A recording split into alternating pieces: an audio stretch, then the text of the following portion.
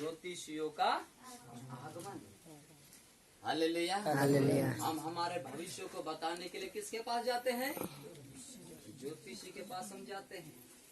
हमारे घर में समस्या क्यों है, हमारे घर में गरीबी क्यों है, हम बीमारी में क्यों है, हमारा ये क्यों है, वो क्यों है करके हम ज्योतिषियों को ढूंढते ढूंढते ज्योतिषी को ढूंढ रहे हैं। और यहाँ ज्योतिषी किसको ढूंढ रहे हैं? हालेलुया। अरे तो वो जिसको ढूंढ रहे उसी के पीछे हो जाओ ना, उनको ढूंढने की अभी क्या जरूरत है? हालेलुया। प्रियो, आज से 2000 वर्ष पहले ज्योतिषी लोग जो ईश्वर की आराधना किया करते थे, ईश्वर की खोज किया करते थे, और उन लोगों को परमेश्वर ने ऐसी प्रेरणा दिया था कि जिसकी आप भक्ति कर रहे हैं, जिसकी आप पूजा कर रहे हैं, उसका जन्म हुआ है, और आप वहां की उसकी उस देश में चला जाओ, उस नगर में आपको मिलेगा जिसकी आप भक्ति कर रहे हैं। आमीन, आमीन, हालेलुया। और ये वही ज्योतिषी लोग हैं मेरे प्रिय। मैं अपने आप को मैं भक्त करके नहीं बोल रहा हूँ, यही ज्योतिषी लोग जिनको आज आप और मैं ढूंढ रहे थे पुराने समय में। मैं भी कहीं ज्योतिषी लोगों को लाया मेरे घर में, और उनके द्वारा कहीं सारा मैंने भी ये करवाना वो करवाना करके करवाया। लेकिन समझ में अभी आया कि ज्योतिषी तो यीशु को ढूंढ रहे हैं, मैं किसको ढूंढ रहा हूँ? मुस्लिम में जितने भी लोग शास्त्र वचन के ज्ञानी थे, उन सारे लोगों को बुलाया गया और उनसे पूछा गया कि वास्तविक में यहूदियों का जो राजा है उसका जन्म कहाँ पर होना चाहिए। तो वो बातें शास्त्र वचन में से पढ़कर बताया गया, यानी कि यीशु मसीह का जन्म होने से पहले हजारों साल पहले यीशु के विषय में बातें इस शास्त्र में लिखी हुई थी प्रियो। हालेलुया। और वहीं पर राजा वहां पर पढ़ाकर सुन रहा है, और उस समय में उन लोगों को बोला ठीक है आप लोग जाओ और ठीक ठीक पता करके हमको बताना, क्योंकि मैं भी उनसे मिलना चाहता हूँ। हालेलुया।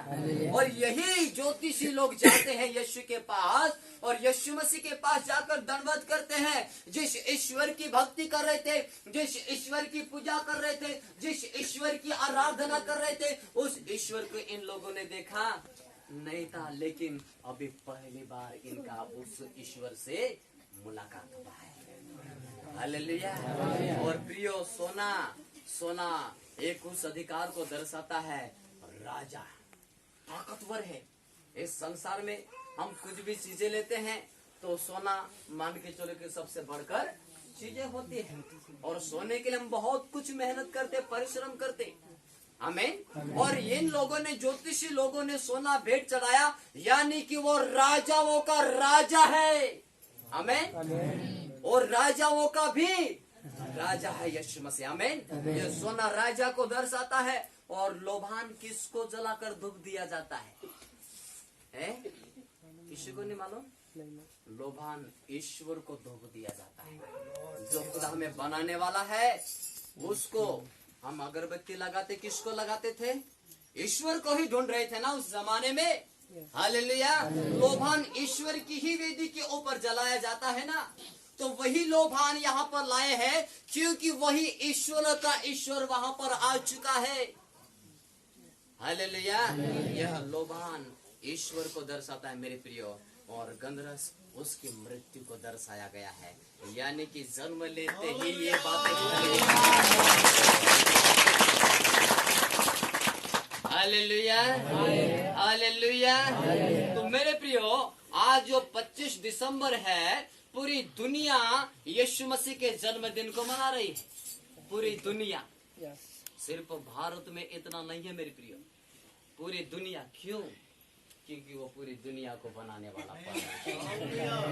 Hallelujah, hallelujah. और प्रियो, यदि हम लूका रचित सुसमाचार उसका 19 का 10 पद में पढ़ते हैं, तो वहां पर प्रभु कहता है कि मैं खोए हुए लोगों को ढूंढने के लिए आया हूँ। कहाँ पर खो गया लोग? उस ईश्वर से भटक गया है और उसकी खोज में लगा हुआ है। लेकिन आज यीशु मसीह आ चुका है। आज से 2000 वर्ष पहले इस जगत में आपके लिए, मेरे लिए और पूरे संसार के लिए यीशु मसीह आ चुका है। यदि आज आपके पास मौका है तो उस खुदा को जाने, और हम देखते हैं 19 का 10 पद में, तो वहां पर यीशु मसीह किस व्यक्ति से बातें कर रहा था? और वह एक चुंगी लेने वाला व्यक्ति था, वह एक बड़ा अधिकारी व्यक्ति था, उसके नीचे बहुत सारे लोग काम करने वाले थे, वह एक सरकारी कर्मचारी व्यक्ति था। हालेलुया। एक गवर्नमेंट का उसके पास नौकरी था, और उस व्यक्ति से, उसी के घर में यीशु मसीह था और वहां पर बातें कर रहा था। क्यों? कारण यही है, वह व्यक्ति बीमार नहीं था, जिसका नाम जक्कई था। क्या नाम था उसका? हालेलुया। वो बीमार था क्या? वो गरीब था, उसकी बीवी बीमार थी, उसके बच्चे बीमार थे, ऐसा कुछ भी नहीं। तो लोग क्या सोचते कि भाई यीशु मसीह के पास जाना तो बीमार लोगों का काम है। हम तो बीमार नहीं है, ज्यादा करके बहनें लोग बीमार होती है तो बहनें लोग आती है। चंगाई मिल गया, हाँ ठीक है, सिर पर चंगाई पालो, फिर मत जाओ मीटिंग में। हालेलुया। चंगाई पाओ, फिर मीटिंग में जाना बंद हो जाओ। हालेलुया। ये मैं थोड़ा सा और समय लूंगा, आपको मैं समझाने की कोशिश करूंगा। मैं उसके बाद में शायद वकील साहब ने केक भी बड़े वाला केक ला रखा है, तो आप लोग वेट कर रहे होंगे। हालेलुया। वो भी जरूर हम खिलाएंगे, लेकिन उससे पहले उस केक के विषय में आप जान तो लो कि वो कौन है करके बताएं। हालेलुया।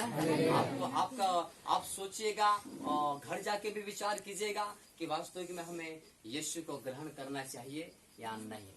हमें यहाँ पर कोई जबरदस्ती मार कुट के मुसलमान कोई भी नहीं बनाएगा मेरे प्रिय। हमें हालेलुया। और वहाँ पर जक्कई बीमार नहीं था, उसकी बीवी बीमार नहीं थी, उसके बच्चे बीमार नहीं था, वो गरीब भी नहीं था, वो तो धनी व्यक्ति था।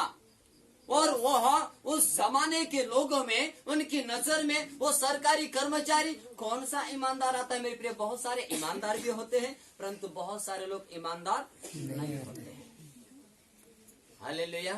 यदि कोई सरकारी कर्मचारी भी होगा तो मेरे को गाली मत देना भैया। हालेलुया। हालेलुया। क्योंकि आप इस क्षेत्र के ईमानदार हो सकते हैं, लेकिन हमारे क्षेत्र के कोई कोई लोग बेईमान भी। हालेलुया। किसी के माथे के ऊपर ये ईमानदारी करके लिखा हुआ नहीं होता। यदि छोटे से मंत्री के पास भी जाओ ना, भैया तेरा मैं वो काम कर दूंगा, कितना मिलेगा? पहले हमें रिश्वत बोलना पड़ेगा, तभी तो काम हो गया ना। हालेलुया।